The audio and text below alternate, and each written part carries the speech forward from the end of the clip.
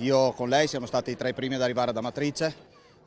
Siamo arrivati verso il primo pomeriggio, abbiamo operato nella zona del famoso campanile, l'oramai tristemente noto campanile di Amatrice. In prima fila anche in tempo di pace, nelle zone devastate da terremoti e incendi. La sezione veronese degli Alpini ha celebrato il 145° anniversario della fondazione delle truppe con una sfilata nel centro di Verona e un raduno in Piazza Bra. Un modo per fare conoscere le varie attività degli alpini nel soccorso, ma anche la loro capacità di tenere viva la memoria. È semplice parlare di caduti della Grande Guerra o comunque caduti in generale, ma noi rievocchiamo veramente quelli della Prima Guerra Mondiale, però bisogna anche immedesimarsi in quello che era la loro divisa storica. Usavano anche delle divise anche abbastanza particolari da indossare, quindi scarpe chiodate per andare in montagna che non sempre erano agevoli. La sezione veronese è la terza più numerosa su scala nazionale, con 21.000 iscritti e 3.000 simpatizzanti. Il sogno nel cassetto è ospitare il raduno nazionale del 2020.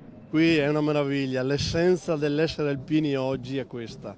Uomini che si mettono a disposizione della gente. Questa è l'importanza dell'essere alpini oggi. Oltre alla festa, spazio alla solidarietà con la consegna all'Associazione Nazionale di 170.000 euro, frutto della raccolta in favore delle aree del centro Italia colpite da terremoto.